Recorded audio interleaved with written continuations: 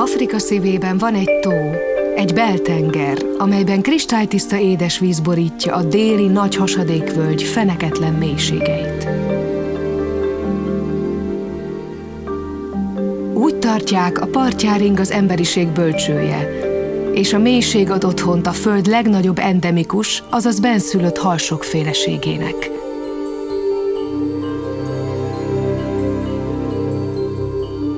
Malawi és a csillagok tava.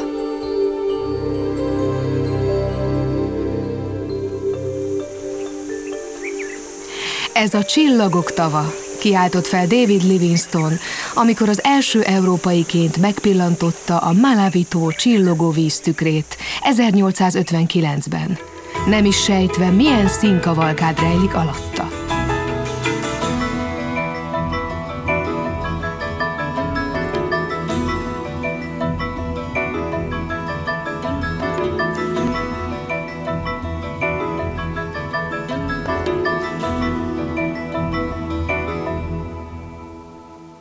A bölcsőszájú halfélék vagy afrikai sügérfélék 880 faja népesíti be a víz felső rétegeit, 200 méter mélységig rendkívül színes példányokkal.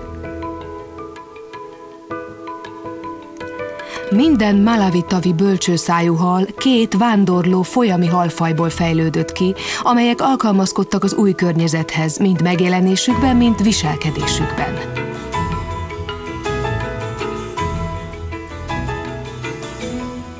Ennek a fejlődésnek kedvezett, hogy a tó vízszintje az elmúlt 50 000 évben több mint 300 métert apadt, gyakran elvágva a folyóktól.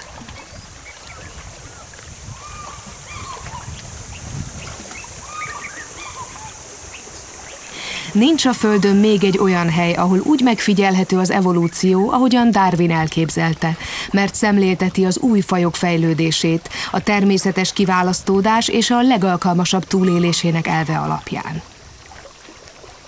A Malawi-tó 30 000 négyzetkilométernyi területével akkora, mint Belgium, Afrika harmadik legnagyobb tava, a Victoria és a Tanganyika-tó után. Amikor a szél és a hullámok megengedik, halászok eveznek a partok mentén a sekélyebb, halban gazdag területekre.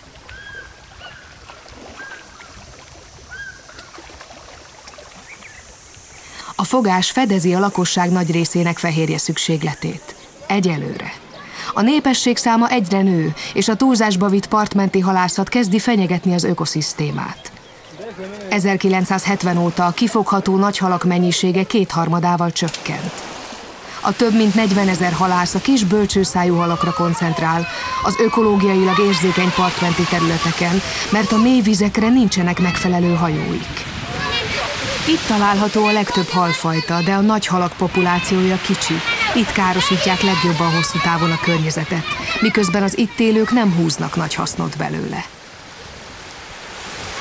Az uszipa, a szardellához hasonló halfajta nagy rajokban található, messzebb a tó nyílt részén.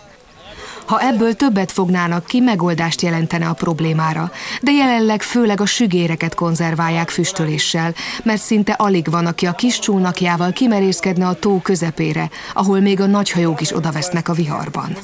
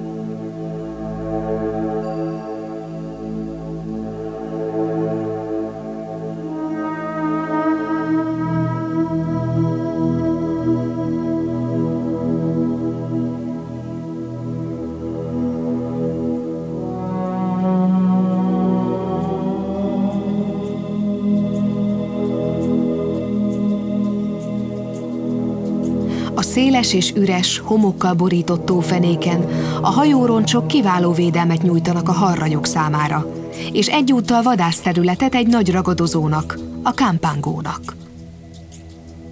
Ez az éjszakai harcsa több mint 1,5 méter hosszú, és a súlya a 35 kg-ot is elérheti. A Malawi-tó legnagyobb ragadozója.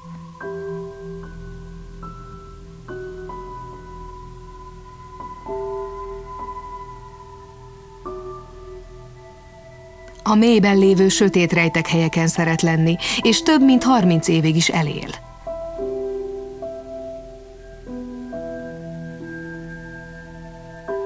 A sors azonban közbeszól, sok kámpángónak esélye sincs hosszú ideig élni, mert a halászhálók több 100 méter mélyre leérnek.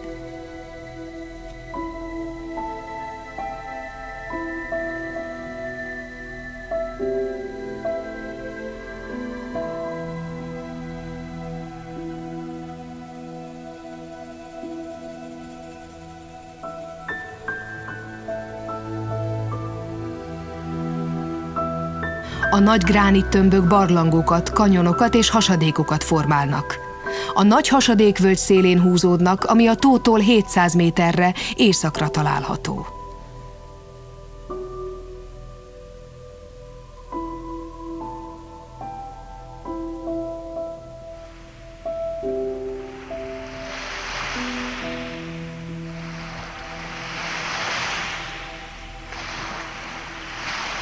A víztükör alatt a Malawi-tó nagy része a mai napig feltáratlan.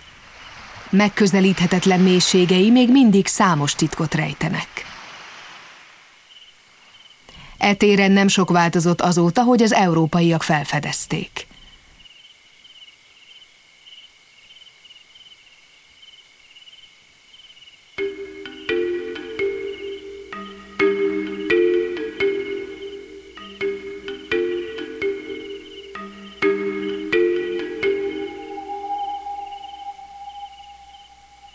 Miután éveket töltött misszionáriusként és orvosként a mai Dél-Afrika területén, a skót dr. David Livingstone 1849-ben fejébe vette, hogy feltérképezi Dél-Közép-Afrikát, ahová több expedíciót is vezetett.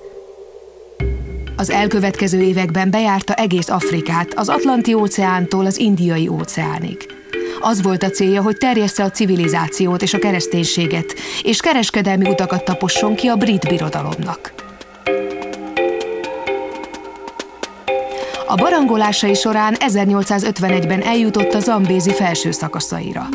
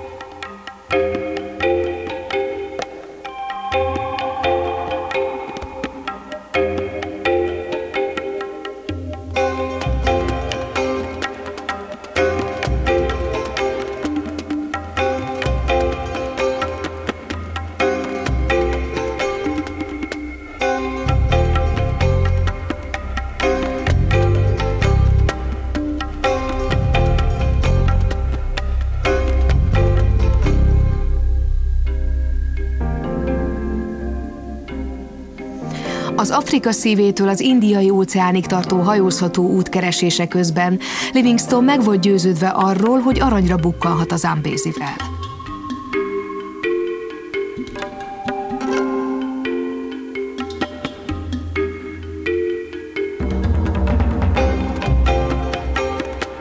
Azt remélte, hogy a részletes térképek segítenek elnyomni Zambézin a rabszolgakereskedelmet, ami akkor virágzott, és Livingstone nagyon gyűlölte.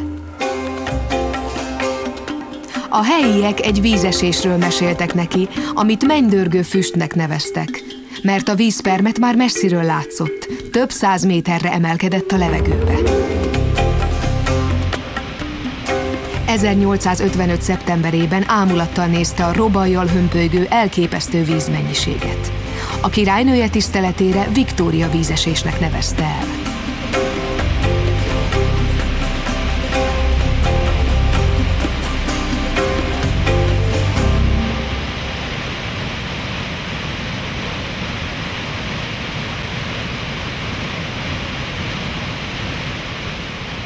A rendkívül lágy vízcseppek fátyla mögött a Zambézi egy szivárvány alá hull, több mint 100 méterre a szurdokba. Ez a leküzdhetetlen akadály egy időre véget vetett Livingstone expedíciójának. A naplója így kezdődik. Senki sem tudja elképzelni a látvány gyönyörűségét. A táj oly csodaszép, hogy először bizonyára az angyalok is ámulattal nézték.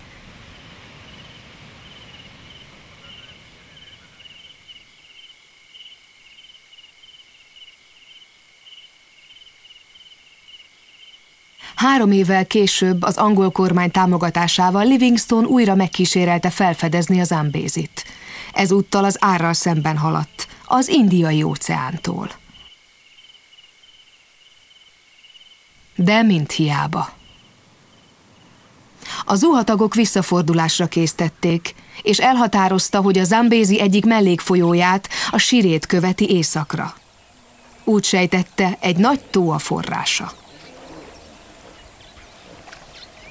Ő és a társai 400 kilométert eveztek árral szemben, vízilovak mellett, amelyek folyamatosan próbálták felborítani a hajókat. Ismeretlen, krokodiloktól hemzsegő folyókban, mocsarakon át, gyors szakaszokon átkelve az ismeretlen felé. Ezen a helyen, ahol ma jószágok békésen legelnek, egykor arab és afrikai rabszolgakereskedők keltettek félelmet és terrort. Livingstone végignézte, hogyan visznek ezreket a Sirén a rabszolgapiacra. Egész régiók néptelenedtek el. Tábort vert egy nagy üreges, több mint 1000 éves majomkenyérfa alatt. Elérte a Siré forrását. Vagy mégsem? Ez a majomkenyérfa a Malombetó bejárata, amin a Siré átfolyik. Újabb 30 kilométert megtéve Livingstone végül elért a célállomáshoz, a Malawi-tóhoz. 1859. szeptemberét írták. Ebben az időben Londonban Charles Darwin befejezte a Fajok eredete című munkáját.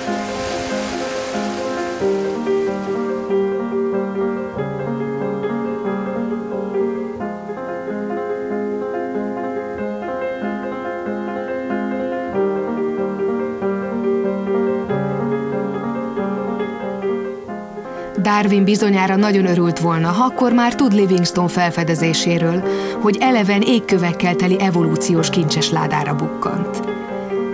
Több 100 búnás sügérlegel a vörös algamezőkön, amelyek beborítanak minden követ a tóban, és apró, tápláló élőlényeket tartalmaznak. Noha minden búnák közös őstől származik, az egyes fajok más-más színűek, formájúak, és eltér a fogaik elrendeződése is.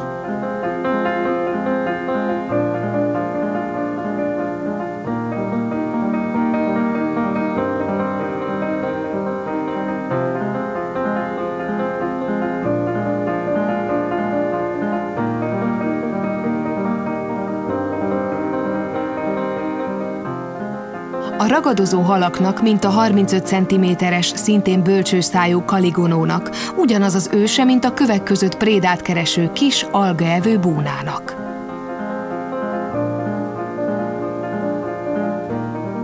A területükhöz ragaszkodó búnákkal ellentétben a kaligonók nagy távokat tesznek meg egyedül vagy csoportokban.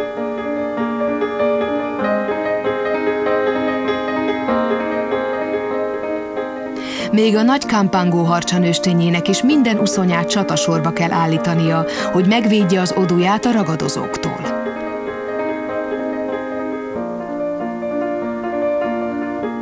Nincs ideje táplálkozni a hónapok alatt, amikor a porontjairól gondoskodik.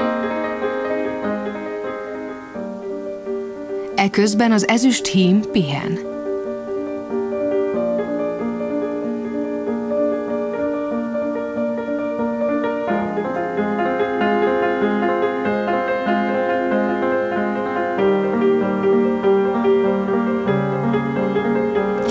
fekete nőstény először rendszeresen meg nem termékenyített petesejtekkel eteti a kicsinyeit.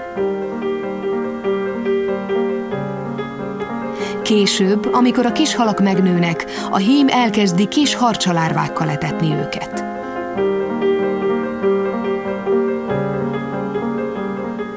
Nem messze az odútól az éjszakai keltacsukák várakoznak a kövek közötti sötét résekben.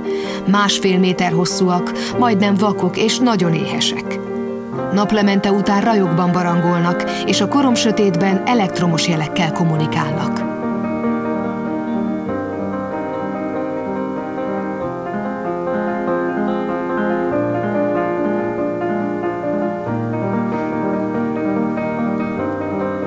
Napközben a területük a bölcsőszájúaké, mert néhány faj szintén rajokban vadászik. Néha különböző fajokból álló vadászrajok egyesülnek, nagy csapatként veszik körbe a zsákmányt.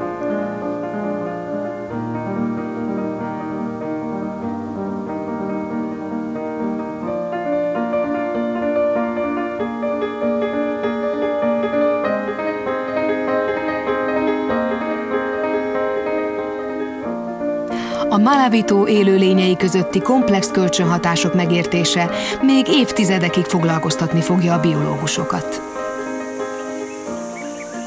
Azért, hogy az állatok ne pusztuljanak ki és a természetes élőhelyük is megmaradjon, a tó déli részén a Cape Maclear körüli félszigetet 1980-ban nemzeti parkká nyilvánították.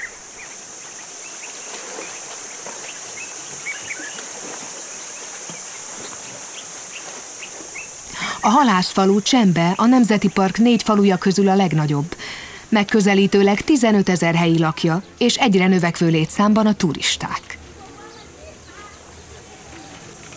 Az egész falu élete a part közvetlen közelében zajlik. Mobiltelefonos recepció és internet hozzáférés van a parton, de ezt csak a turisták engedhetik meg maguknak. Néhány hotelt leszámítva a házakban nincs áram, sem mellékhelyiség. Ha a helyiek megbetegednek, a segélyszervezetektől függenek, amelyek fenntartanak egy kis kórházat arrafelé.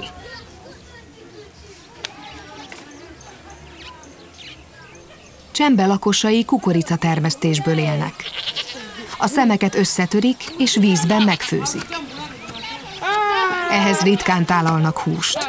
A helyiek főként babot vagy zöldséget esznek. Ha a kukorica gyengén termett, az élelem hamar elfogy. Az itt élők alkalmanként halat is fogyasztanak. Nagy halat egyre ritkábban lehet fogni, és azok a hotelek igényei miatt olyan drágák, hogy a helyiek nem is tudják megfizetni. A kis csónakokban pedig veszélyes horgászni. Ha a vízilovak fenyegetve érzik magukat, jelzés nélkül támadnak. Ezek az óriási növényevők, amelyek szívesen töltik idejüket a tó partján, százasával élnek a Siré forrásánál. Láttak már vízilovat a Malawi-tó parttól távoli részén is.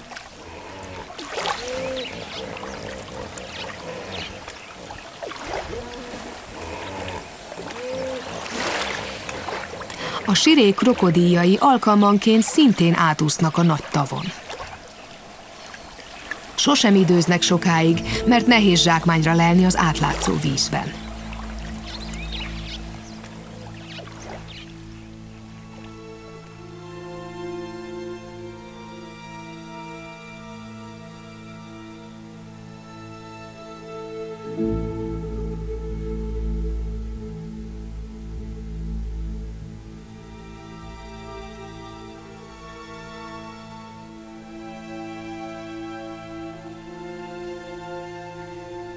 Itt vadásznak a vidrák.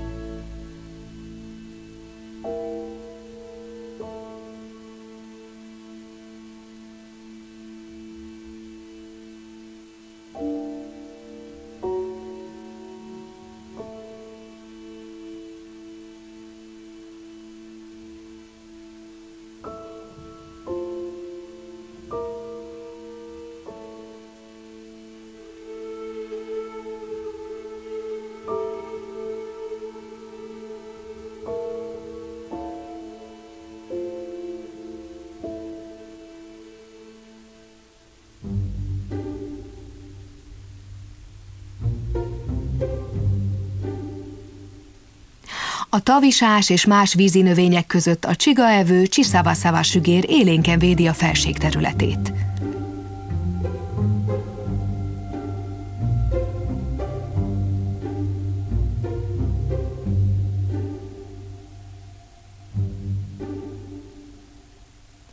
A kéken csillámló hímek nagy számban esnek vidrák és afrikai halássasok áldozatául, miközben a jelentéktelen nőstények a rejtek helyükön maradnak.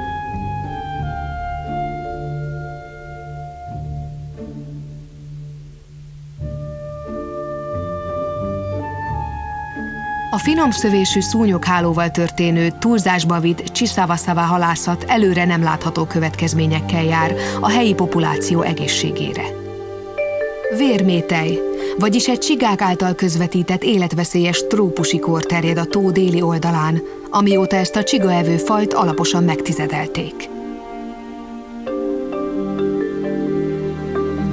Egy pici búnásügér hasznot húz a csigák megnövekedett számából, ugyanis ez a hal üres csigaházakban él.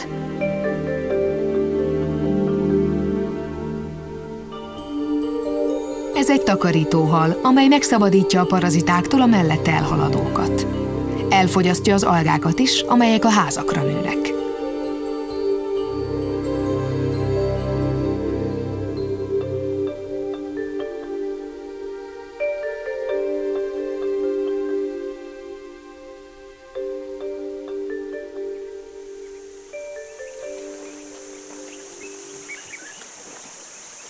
Egy maroknyi kis szigetet találunk a Malawi-tóban. Néhányuk lakott, de a többség barátságtalan, számtalan gyíkféle és madár otthona.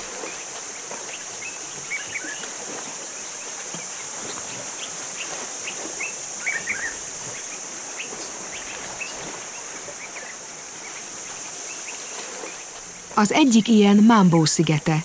A neve a helyi csicsiva nyelven azt jelenti elefántsziget. De a szigeten egyetlen elefánt sem él. Az elnevezés egy 19. századi történethez kapcsolódik. Egy sérült elefántbika a vadászok elől a Malawi-tóba menekült.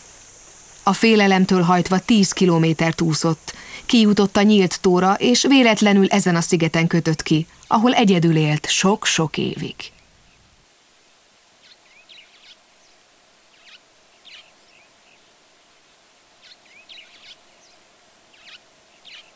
Éveken át nem jött ember a sziget közelébe. A kígyók, a gyíkok és az elefántok teljesen zavartalanul élhettek.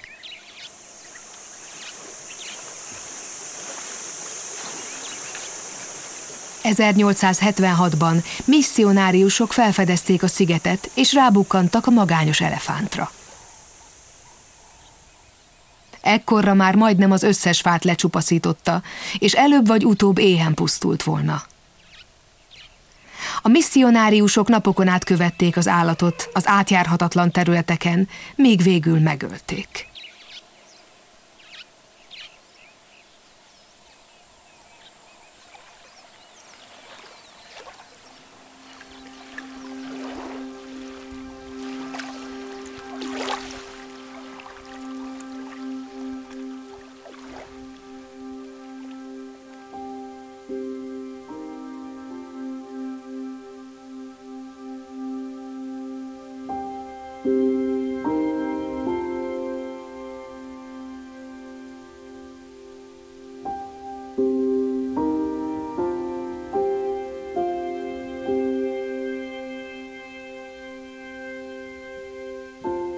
A tófenék széles, homokborította területein furcsa formációk, majdnem 2 méter sugarú kráterek és piramisok sorakoznak.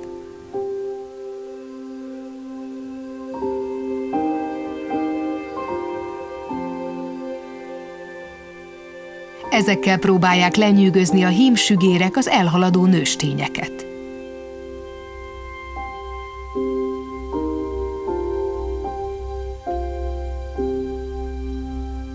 A párzásra csábító piramisok mérete egymástól eltérő, és minden egyes fajnál egyedi, mert minden hím ugyanolyan kék csillámló színben pompázik, ezzel a megjelenéssel fejezi ki a dominanciáját.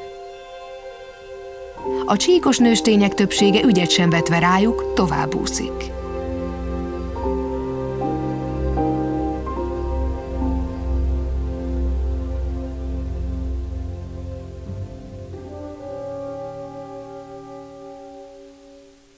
Mint az esőerdő paradicsommadarai, a hímsügérek többsége hetekig építgeti a Párzás szigetét. A szájában falatonként hordja oda a homokot, amíg a homokvár jobb lesz, mint a szomszédé. Más hímek nem kínlódnak homokpalotákkal, hanem rögtön a tárgyra térnek.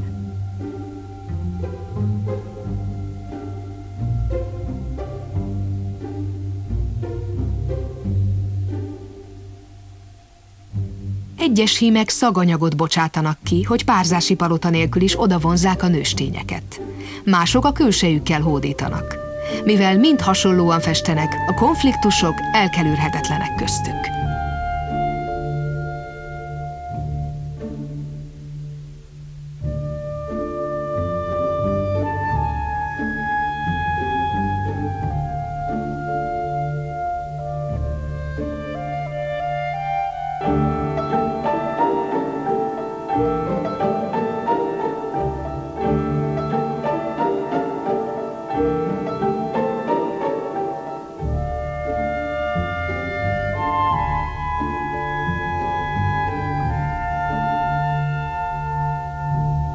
Miután egyszer s mindenkorra eldőlt, hogy ki az úr a vidéken, csak azután lesz újra béke a tófenéken. A vesztes elszökik, és örülhet, ha csak kis sérüléssel megúszta. Ha elpusztulna a harc után, számtalan rák feni rá az ollóját, hogy boldogan felfalja.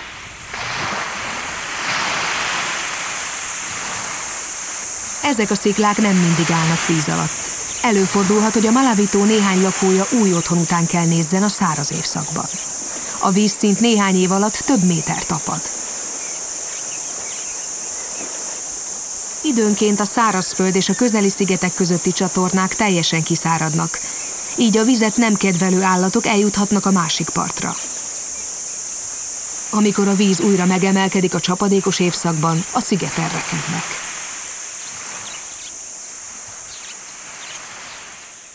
Április elejétől október végéig egyetlen csepp eső sem hull a Malavitó környékén. A part körül egy vékony sáv nyújtja a talajvizet a növényzetnek és a gazdálkodásnak. 100 méterre a szárazföld belsejében a talaj kemény és száraz. Nem minden művelés alatt álló föld öntözhető, mert nincs meg az ehhez szükséges infrastruktúra. A víz csak vödrökben jut el a földekre. A rosszul kezelt tábortüzek és a családi tüzek gyakran okoznak nagyméretű erdőtüzeket, amelyek hatalmas szakaszokon elpusztítják az erdőt. Az embereknek nem érdeke a megelőzés, nem is akarják.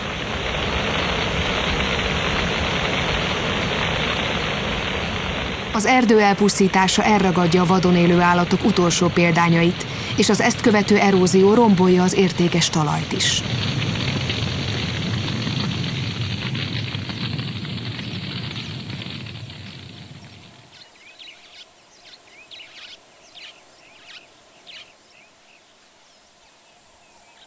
A száraz évszak végén, nem sokkal az első esőzés előtt a Malavitó déli részén lévő Livonde Nemzeti Park vadon élő állatai világra hozzák kicsinyüket.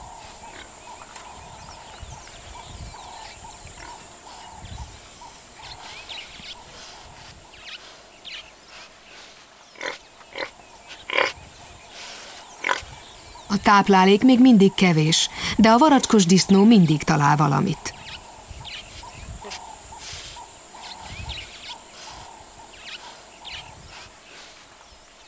Az egész konda nagyon éber, noha errefelé nem nagyon vannak ragadozók.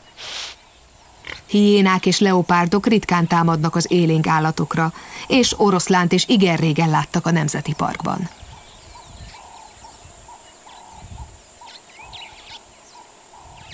A száraz évszak tikkasztó hősége a varacskos disznók között is áldozatot követel, ami viszont kapóra jön a dögevőknek.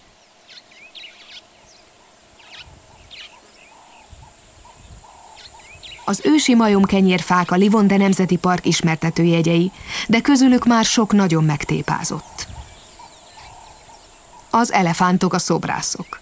A Nemzeti Park védelmét élvezve a létszámuk megsokszorozódott, ennek hatásait a növényzet megszenvedi.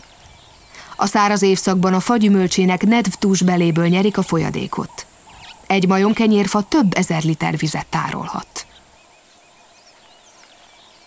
Több száz évig is élhet és nőhet, és túlélheti az ilyen súlyos sérüléseket. De az új fák nagyon lassan fejlődnek, így a populáció veszélyben van.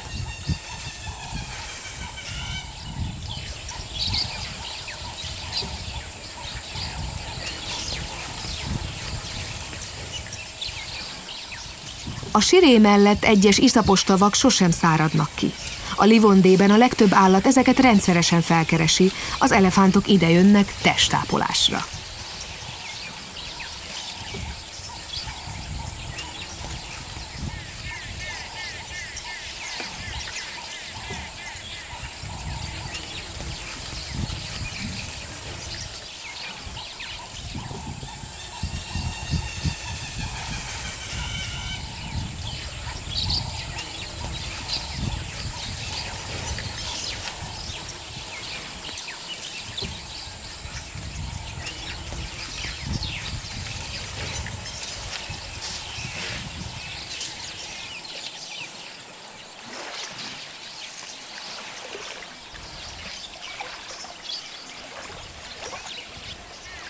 A Siré folyó körüli mocsaras területekre, mintha nem lenne nagy hatással a száraz évszak. Vízilovak ezrei bolondoznak a sekély vízben.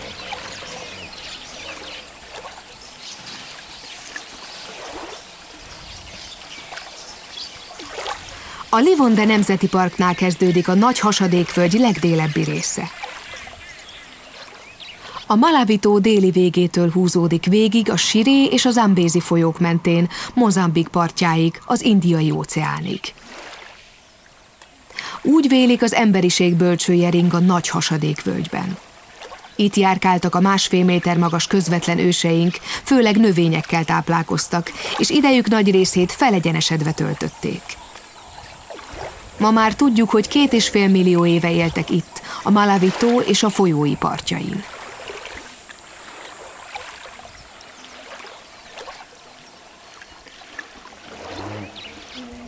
–1991-ben rábukkantak a legősibb ismert, emberszabásútól származó, fogakkal teli állkapocsra. Elnevezték Homo rudolfensisnek.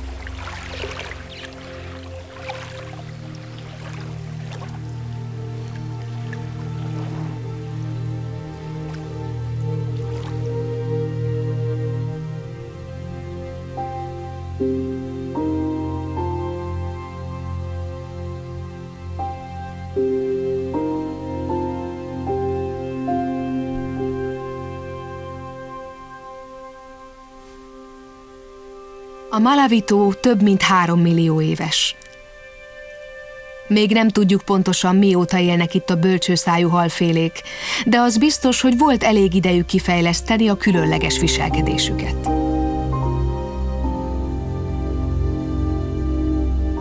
A Malawi-tóban élő endemikus bölcsőszájú halak 880 faja mind szájköltő.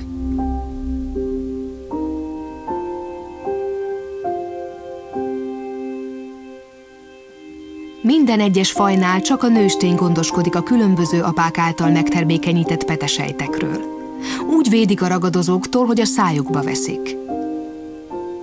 A kis halak a kikelésük után még 4 hétig az anyjuk szájában keresnek menedéket.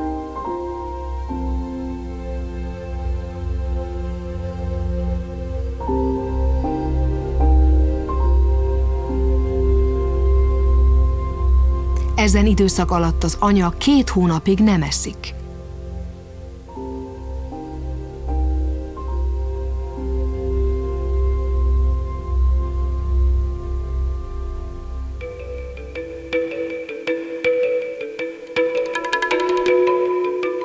Az egyik sügérféle, a vörösbegyű tilápia egészen másként viselkedik.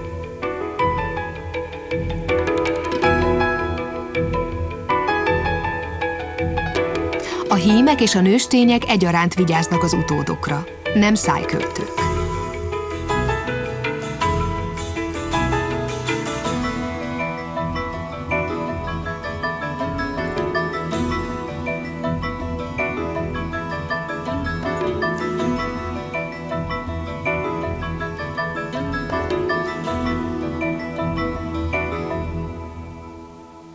Az ok, amiért ez a faj annyira különbözik a többitől, hogy nem a Malawi-tó endemikus lakója. Szerte Dél-Afrikában megtalálható.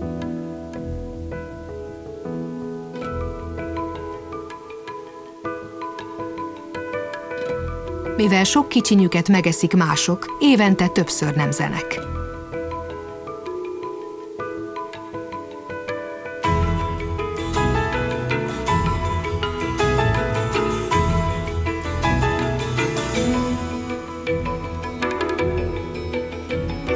Az éhes ragadozók várva várják a kínálkozó alkalmat, és a szájköltők komoly előnyben vannak.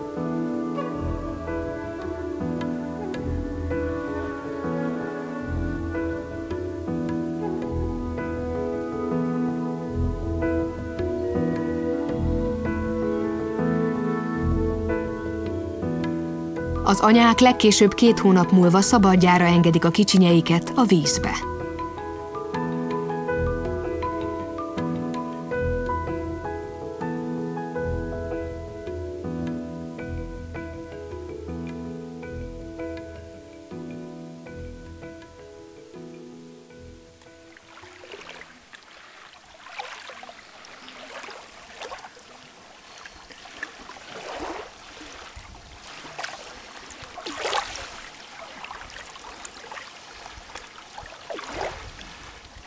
Éjszaka a halász kievez a tóra.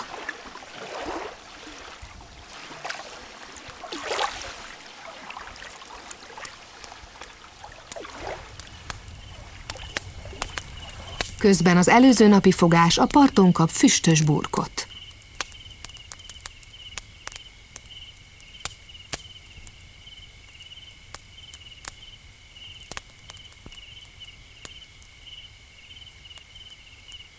Az afrikai cibetmacskát érdekli a hulladék. A kíváncsiság és az éhség erősebb a félelemnél.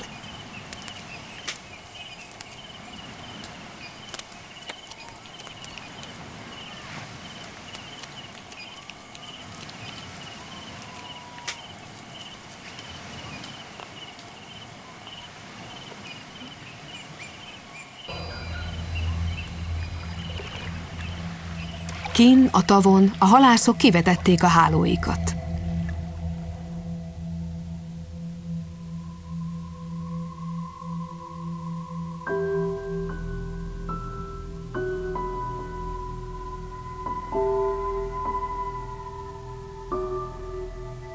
A halak alszanak.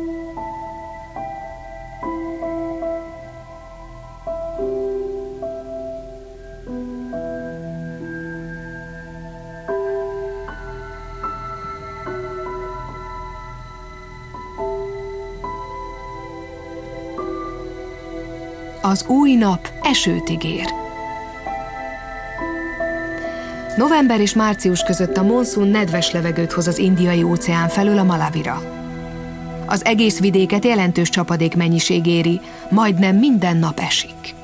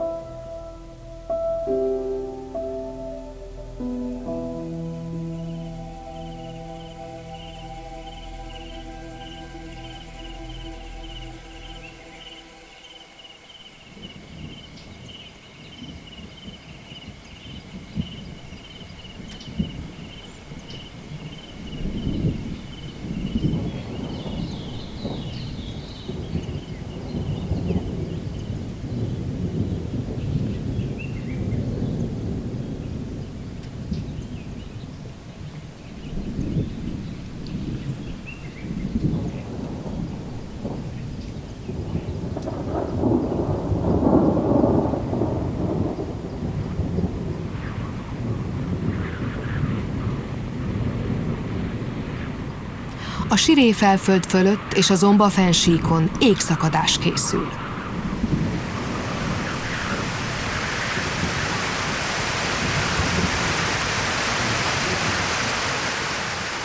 Ellentétben a tó körüli alföldekkel itt egész évben esik.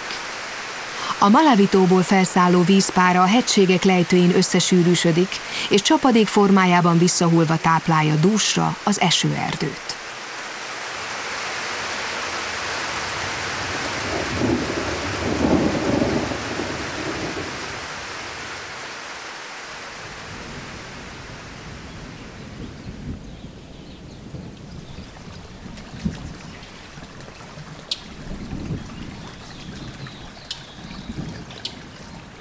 A Zomba-fennsík néhány érintetlen területén élnek a kék majmok és Malawi utolsó leopárdjai.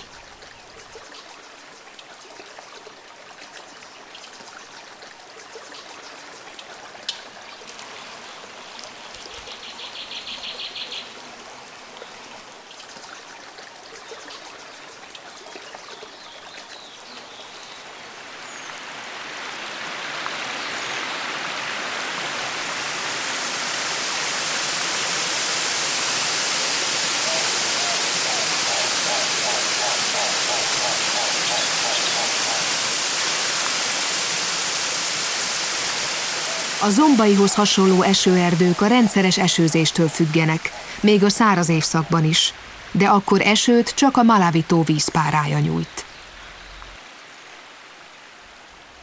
Dél-Malawi esőerdőinek nagy részét kegyetlenül kivágták az angol gyarmatosítás idején, és hagyományos erdei facsemetéket ültettek helyettük.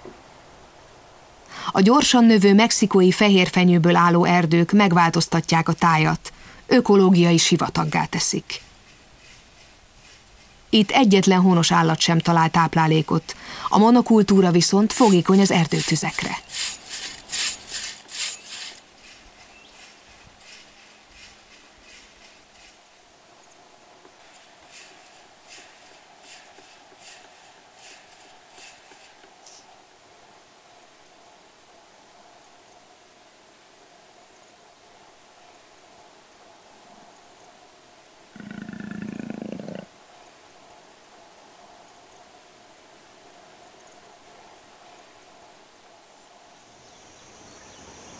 A fennsíktól nem messze egy hatalmas vulkáni eredetű hegység magasodik. A kráterek lejtői még találni érintetlen erdőket, de már azokat is kezdik kitermelni.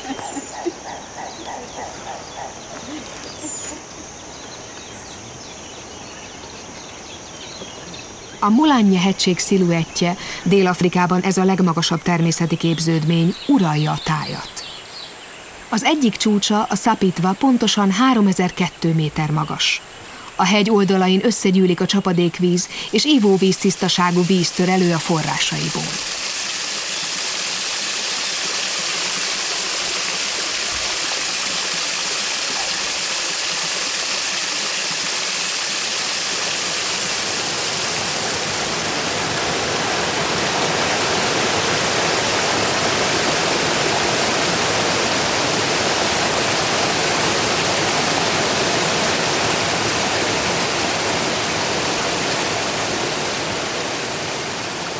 A Malawi-tóból érkező nedvességnek köszönhetően a cserjéi szépen fejlődnek szerte Dél-Malawiban, biztosítva az ország legfontosabb exporttermékét.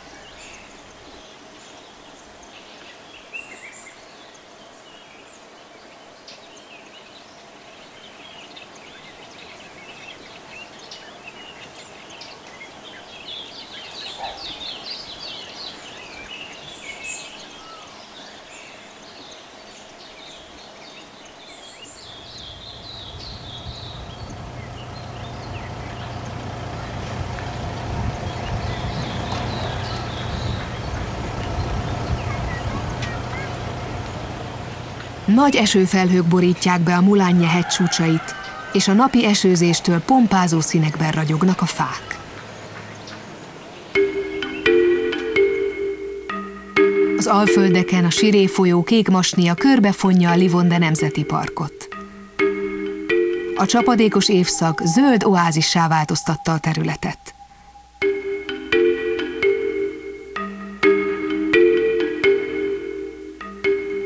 Két fiatal elefántbika játékosan összeméri az erejét.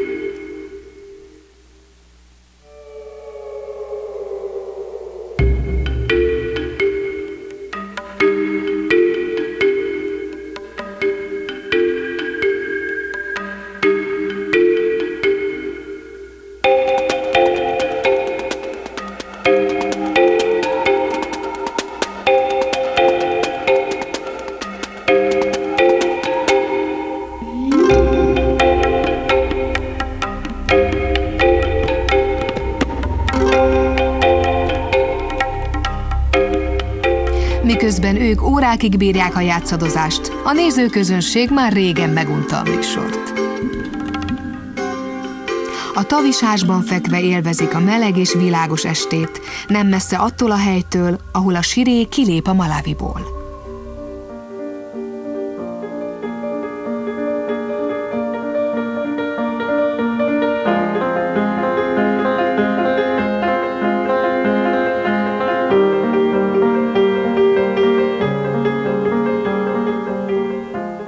A Malawi-tó és a Siré folyó páratlan ökoszisztémát formálnak, ami könnyen megsérülhet az emberi beavatkozás következményeként.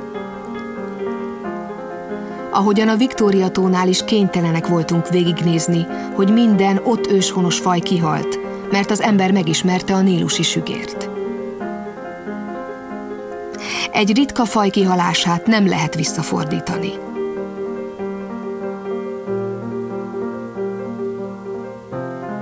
A Malawi tavat védelmeznünk kell, az ott élő állatok megérdemlik figyelmünket, és most, amíg még léteznek.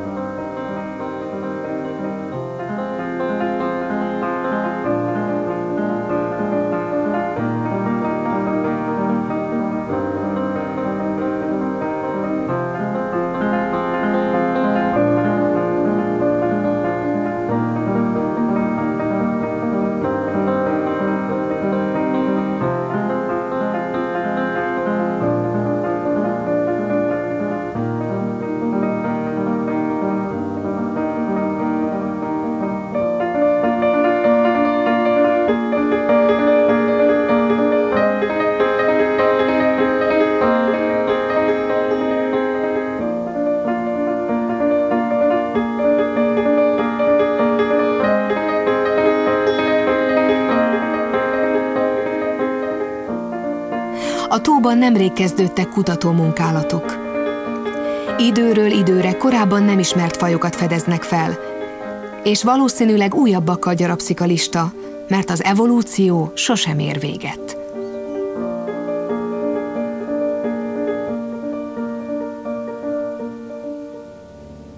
Még mindig sok rejtély marad mélyen a Malawi-tóban, a csillagok tavában.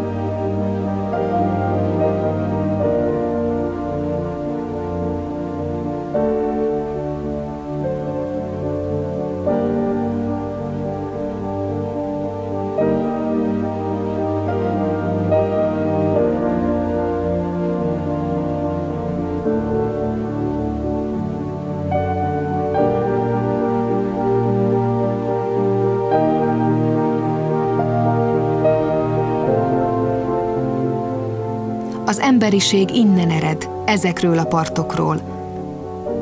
És most rajtunk áll, hogy eldöntsük, melyik úton megyünk tovább.